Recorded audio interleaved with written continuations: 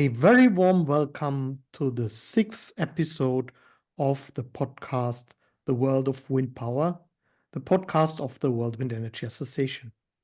My name is Stefan Gsänger. I'm the Secretary General of the association, and today it's my pleasure that we can present the largest country of our planet, which is also one of the leaders in wind turbines, in wind installations. It will be about India. And it's my pleasure that I can welcome a guest who is very knowledgeable when it comes to wind power in India, because he has long experience working with India, in India as an entrepreneur, also with an association, with the Indian Wind Power Association. Welcome, Dr. Neethimani Karunamoorthy.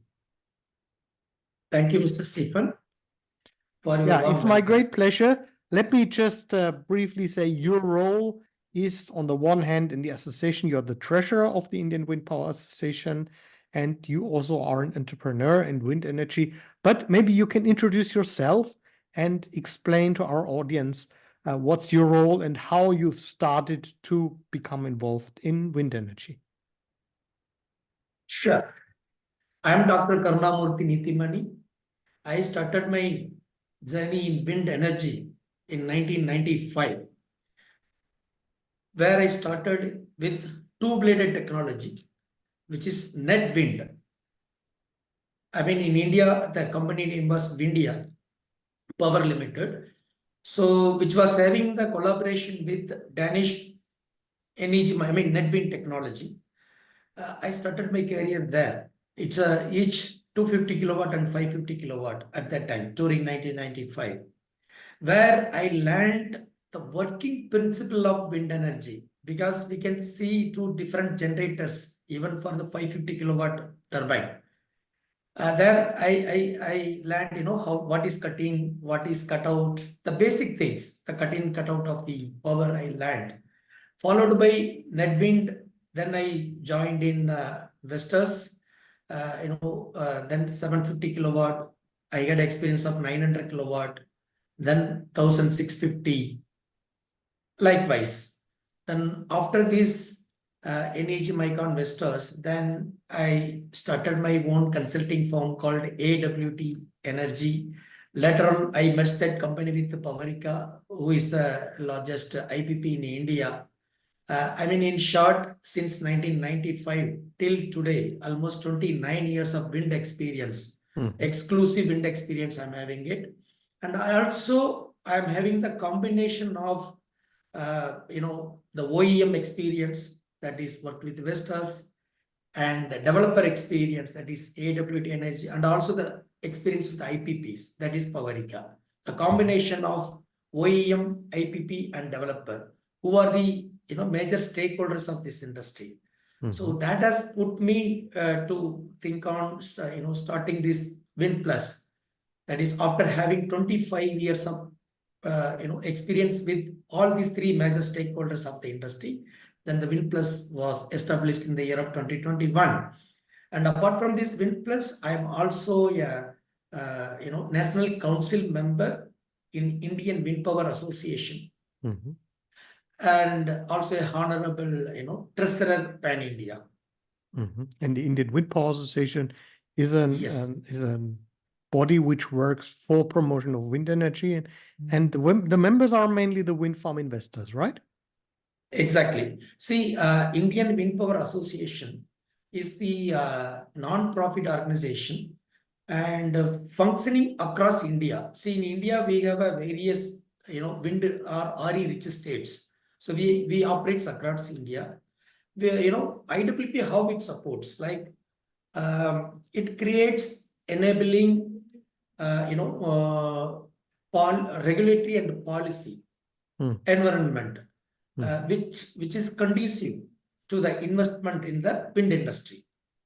And so it's that's actually, you are the perfect person to describe the development, because you have this broad perspective from the association, but also the different kind of practical, as a practitioner, the perspective as you just described. Yes. Here, we have as our members almost 1,413 members are there, among which 1,200 members are generating members, and their installation capacity aggregating about 28 gigawatt, which Oh, is that's 60, which is 60% of the total installed capacity in India. That's very impressive. Now, then I'm sure we can learn very interesting things about how India and where India stands today in wind energy. As you started in 1995, can you explain briefly how this, we talk about modern wind turbines, power generation, how this started in India and how it evolved over those last 30, 40 years? Yeah, well, so initially the turbine capacity started with 200 kilowatt. Okay, so now each turbine capacity in India now approximately, I mean, almost 5 megawatt each wind turbine. That is the transformation it has taken place in India. And the per megawatt wind generation, which was earlier 10 lakhs of units, now it is almost 3 times or 35 lakhs of units per megawatt is the generation. I'm sorry if I have to ask you, because I'm always getting also with the lakhs. Could you, Okay, in a metric system, or I mean, the lakh is how many? it's lakhs is five zeros, you can put it. So it's like 100,000. Something like that. So, Yeah. because in India, we are using these lakhs and crores of units. I mean to say, it is a 4 times, since 1995, per megawatt generation is increased now. The same per megawatt, it is increased 4 times. I can say that way. So Yes. there's a lot of experiences now. Yes. Yeah, and the total installed capacity in India is at the moment, do you know? Only wind, it is about 48 gigawatt. Yes, as on March 2024. So it's probably this year will be a party when India will cross the 50,000 megawatt. Exactly. Yes. See, our government of India RE target, that is renewable energy target, which is set for net zero, that is 2070. Okay, so by 2030, we want to achieve 500 gigawatt of renewable energy installation in the country. Out of this 500 gigawatt, today we are 143 gigawatt of total RE installed in the country, and 47 gigawatt of large hydro, 103 gigawatt under construction, 72 gigawatt under bids it is. So aggregating all this, 360 gigawatt we already reached out of 500 gigawatt by 2030. So remaining is only 140 gigawatt, which is easily possible by 2030. Yeah, that sounds also. But what would be the share? So you say at the moment India has around 50 gigawatt almost of wind energy, and out of the 500 gigawatt, what will be the wind power share?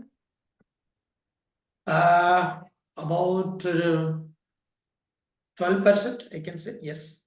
So we have a renewable energy contribution to our electricity energy mix is about 20%. RE contribution in the energy mix, out of which wind alone, it is more than 10%. That is 50%, we can say. No, but I meant in the future, out of these 500 gigawatt, what will be installed capacity of wind? Will it be 100 or 140 gigawatt? 140. Okay, by 2030, that's the goal. Yes, by 2030, yes. So there will be a big market, which means 90 gigawatt Yes. 7 years. So that is makes it more than 10 gigawatt needs to be installed every year. Exactly. See, by reaching that target, right now our renewable energy contribution is only 20%. By reaching this target, it will be 50% by 2030. And by 2070, we will be a net zero country. That is our government of India's target. Is that a long-term also target? I know that For example, from our the World Wind Energy Association technical director, he's done some studies on the wind potential. What do you personally expect? What is the kind of the long-term capacity that wind energy can have beyond the I mean, 140? long-term capacity, you are asking the turbine capacity you are asking, or No, the the project global, capacity? the installed capacity in the overall in the country. So you're aiming at 140 gigawatt by 2030. Yes. And in the long term, will there be doubling or tripling, or what would No, that? you are asking whether it will be a realistic scenario you are asking? Yes, and what is beyond 2030? Yeah, this is like tripling Mhm. the capacity. Yes. So even then beyond 2030, there is a big potential to grow. Yes, that is what I'm saying. Beyond Mhm. 2030, till 2070, we have a target, right? To Mhm. becoming a net zero. So beyond 230, also another 40 years, there will be a good market for wind energy.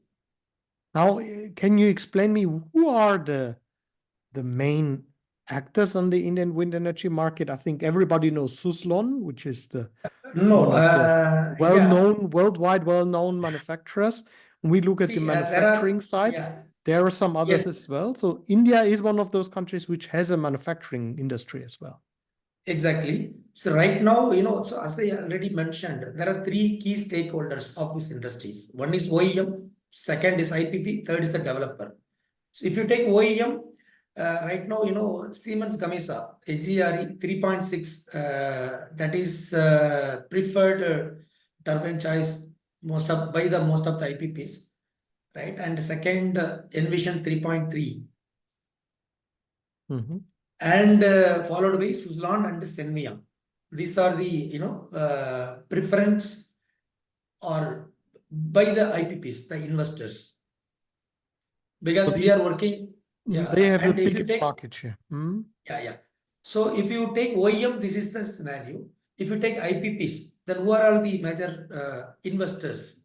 So then Tata Power, Renew, Continuum, okay, like Powerica, all these people are IPPs. Mm-hmm. But Yeah. I've visited some of your conferences of the Indian Wind Power Association. I've always found it impressive. By the way, similar to my home country, Germany, that there is so many medium-sized companies sitting around the table. So, to my knowledge, there is a big diversity on the IPP side, on the side of the investors and the operators of the wind farms. Is that still today the case? Yes. So it's Yes. companies, you're yourself also operating wind farms? Yeah, no, we are the developer. So I said there are three key major stakeholders. We are not the OEM, we are not the IPP. So we are the developers. We facilitate OEM and IPP by providing them land, wind, grid, which are the three dimensions of wind energy. We need land, that land should be a potential one, and also for the grid integration, we need the evacuation. So land, wind, grid, that we facilitate. So being a developer, we are having, short-term project, medium-term project, and long-term projects. Because I need to work for 2030 by today. So we got to put the wind mast. Yeah, we got to discover more potential sites across India. Because No. IPPs and OEM, they are not, following this one now. The business model got changed in India. Developer has to facilitate. So there's these three. In the case of the developers, is it also such a big diversity? Are there many different developers, or are there only fewer companies which are playing the role? There are, it's a diversity, and there are big developers. I mean, many developers across India. Because we have 8 RE rich states. Started from Tamil Nadu, Andhra, Karnataka, Maharashtra, Gujarat, Rajasthan, MP. So we So have some 8 of RE them rich are states. active just in one state, but others are active on the federal level everywhere. Come again, Stephen. Some of the developers, they are active in a certain state, and others are active in all over the India. It's not like that. It's not like that. Because I am active, our office is located in Tamil Nadu, but I am very much active in Karnataka and Gujarat. Mm-hmm. So it is not like that. It's a IPP choice because now the business model is IPP. Once he wins the bid from central government, IPP will give two different orders. One is to the developer for sites, okay, and another order to the WDG supply with a OEM. So it is IPP who will, their choice to work with which developer in which state. That is their choice. Mm-hmm. Yes.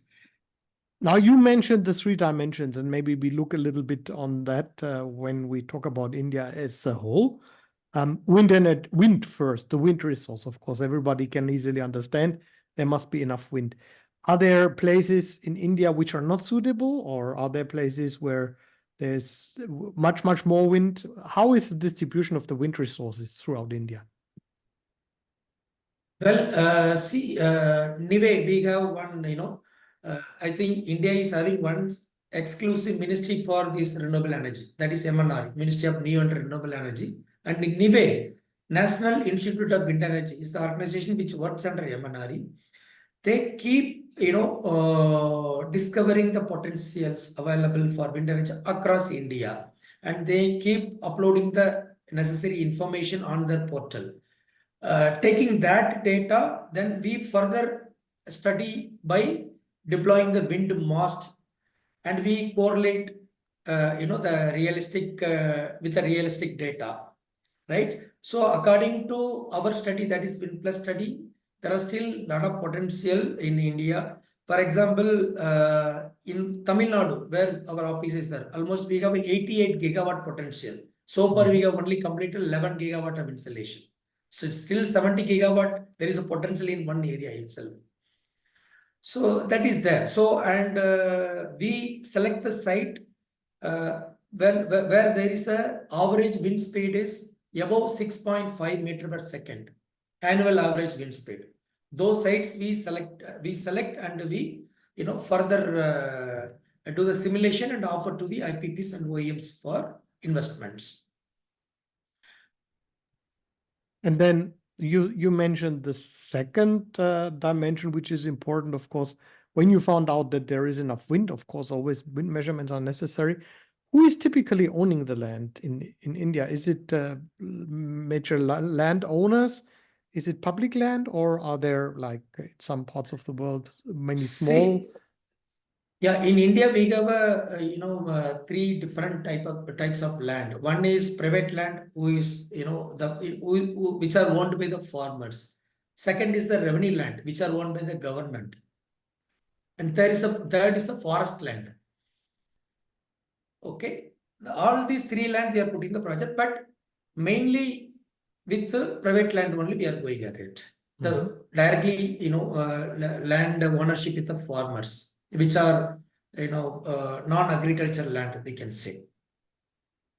Now the state like Gujarat, which is having more revenue land, that means the government waste land. Gujarat government itself, it is giving the land at annual lease rent per hectare, which is very easy for doing the project. But in other states, we don't have any much revenue land. So mostly with the private land, that is with the farmers, we directly deal. And the land also, we take 2 acres on sale basis, that is owning the land, and remaining 4 to 5 acres, which is needed for covering the swept area of the wind turbine. That is on lease basis. Okay, so you really buy part of the land where the wind turbine. Yes. Only footprint we buy it, where we construct foundation and the unit substation. Now, in some countries, land has become really the limiting factor, not because there's not enough wind, but because it becomes more and more expensive. That is, in some countries, it's the single biggest expense when it comes to the investment. And India is, of course, we know, is a densely populated country compared with other big countries. I mean, the land size of China is much bigger than, and the similar population. How is the land lease situation? Is that also such a costly affair still, or is it still something that you can easily kind of make part of an investment? It is not that much expensive, I can say. As I mentioned, we buy or we own only the footprint basis, the limited land under ownership. Rest all, we are buying it on a lease basis. So by doing this model, it is viable for any investors. So in Indian rupees, per location, it is costing somewhat 75 lakhs of rupees. So I'm just again adding the 75 lakhs. I mean 5 times 0 equal to 7.5 million rupees. 7.5 million rupees. Yes. So per location, this is the average cost we can say. Yeah. Okay, so I think then the exchange Suppose rate if you take 7.5 crores. Oh, again I am coming up with the Indian rupees per megawatt. Okay, per megawatt is the India cost. Then 0.1% is the land cost. We can say that. Also, it's rather modest and compared to some other places where we hear that really it can be 30% or even more of the cost of a project. I've just come across a project in Germany where the land lease per year for one turbine is 450,000 euros. Wow. Which, as you can imagine, that you are coming to the dimension of the investment for the turbine itself. That's still more, of course, but over the lifetime of the project, because this is on an annual basis. So that is, I think, an interesting information. Now, you talked about the third dimension, and that's grid. Grid, of course, is often a problem, and this distribution grid, which you probably need also for wind farms to kind of evacuate. How is the situation there? Is it specifically a challenge in some parts of the country, or is it challenging everywhere? Yeah, this transmission infrastructure you are talking about. It is a transmission infrastructure. See, as I mentioned you, our MOP, that is Ministry of Power, which is doing excellent of improving this infrastructure facilities, which is in line with our renewable energy target. Okay, so by this year we want to add this much capacity, then that much transmission infrastructure is planned in advance, and it takes generally 2 to 3 years to construct one substation. So general, the capacity or size of the substations are somewhere 2 gigawatt per substation, which is being built by the government, that is CTU, Central Transmission Utility, which is working under MOP. So there is a problem, yes, but all these challenges are day by day it is getting mitigated and they are improving. I mean, in line with the SCOD, that is Scheduled Commercial Operation Date of the project, that the transmission infrastructure is also getting completed. So when we look now at the barriers of what you've been describing, specifically at the barriers, you already kind of implicitly indicated that, yes, with the grid connection and evacuating the power, that is a challenge. But you just mentioned that the government is working on it. Of course, it takes some time. What, in addition, are kind of on the regulatory side? What are the barriers? How about the permitting processes? Is that something that, like in many other countries, developers are complaining it takes too long? In some countries, it takes maybe 10 years, sometimes even. How is the situation in India when it comes to getting a permission for the wind? See, regulatory acquiring the permits. See, regulatory is there for acquiring the necessary permits to set up the wind industry. The thing is, there is lack of clarity in the policies state-wise. See, there are India is operating central and state policies. Okay, so both are not in line sometime, not are aligned sometime. So, for example, for the SECI project, that is Solar Energy Corporation of India, which is the body for awarding the bid projects. which has to be connected with a central grid. So it works in under CERC, that is Central Electricity Regulatory Commission. But center is there in the that side, but the project implementation happening in the state. So both the policies are sometimes not aligned. And one more issue is, now the election is going on in India. So once the code of conduct is announced, then almost 2 months nothing will process in the permits related things will not. Yes, definitely there is a challenge in regulatory side. One is lack of clarity in the policies. That means it is silent about about maybe tariff or maybe some transmission charges. So it is not too clear. That so lack of clarity in some this thing policies. And second is the delay in sanctioning the permits. So there is a problem also with the. There is a challenge, yes. Is that something where the local governments also do play a role, or is that something that is mainly done on the? Yes, local government. That is the problem. Even the bid project, the local government is playing a role. And there, how important is it to what we speak with other countries? We speak about community engagement strategies. How important is it for you, if I talk about you as a developer, that when you develop a project, make sure that the local communities, that they are involved, that they get some benefits? Are there any kind of, like in some countries, there are taxes which go to the community? See, what we do generally, because the developer is the one who enters the site first. Okay, so we to have a better this thing relationship with the local, we do some CSR activity like developing the roads and some street light improvement. All those things we do, and we make relationship with them first. By doing this, we get full cooperation of the locals till commissioning of the project. So that way, every developer has to do. For example, we have recently done some 200 megawatt for one IPP in Karnataka. So there we are getting local supports, and we spread the knowledge with the local people about the renewable energy, which is not the choice now, which is mandatory for everyone. Like that, we spread the knowledge. But then their cooperation, they understand and then they cooperate. That also happens, yes. We've talked about this aspect on the global level. You're also joining our meetings at the World Wind Energy Association, so you know that this is a topic that is relevant everywhere. And it sounds as if India then has interesting lessons too, where the rest of the world can also learn from. But I understand that this is something that plays an important role in the kind of practical aspect when you develop those wind farms. Now, yes. The time is as usually is running, and this is a very interesting and insightful conversation, of course. Now, when I think one aspect we should still cover, and that's remuneration of the electricity. So how the wind is paid.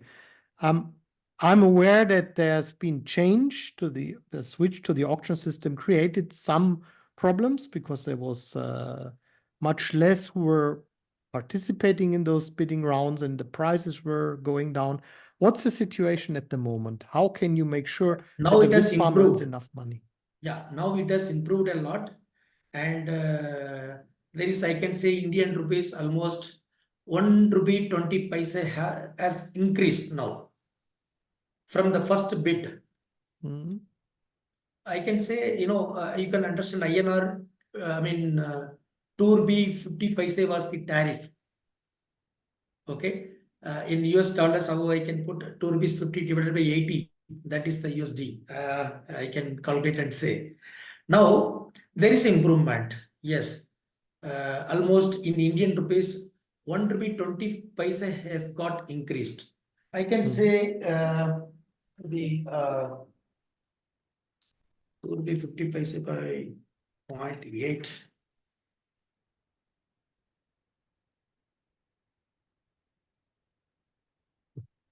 In US dollar, you can calculate. Like in Indian rupees, the first tariff was 2 rupee 50 paise. I mean, 250 paise. So divided by 80, that you can calculate your US dollars. Now the situation has improved. Now the investors also happy since they are getting the good tariff now. Now government also understood that the project is not viable at that tariff. So it has got improved now. So that Yes. allows also then again more companies to submit bids so that they can invest? Because I heard that sometime there were really less than a handful of companies left who were joining and submitting. Yeah, see, earlier there was a problem. The under subscription happened. People were not showing the interest. But now it's with a full capacity, the subscription is happening. So what do you expect? How many megawatt will be added in 2024? You already have some rough estimation? Yeah, that is what I said. No, that is we have a plan of 10 gigawatt every year. Yeah, but So this year we are 10 gigawatt this year we will able to. Okay, so that will be substantial increase. And then India will contribute really, and that's very, very urgent, to the global growth because aside from China, most countries didn't see really big growth last year. We added 120 gigawatt and outside China, 40 gigawatt only. So when India can be 10 of them, then I think that would really be very, very important and probably the second largest market. Yes, see this advantage of being member in WWEA, that is you are sharing all this data. So that is one advantage being a member in WWEA. I would also recommend other members who are watching this podcast to become WWEA member to be, updated with the global scenario of renewable energy or wind energy. Yes. Yeah, thank you. I'm glad to hear that this is useful.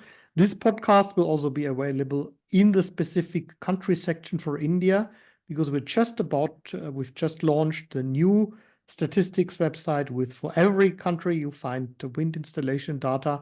And then for those countries where we do have additional like podcast, that is also added there. Yeah.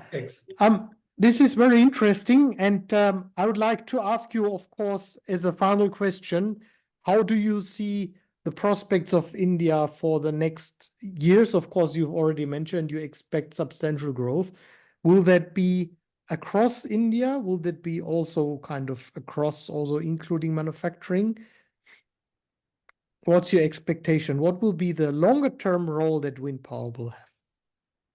Yeah, across India, yes, across India, and development is happening in all 8 RE-rich states of India.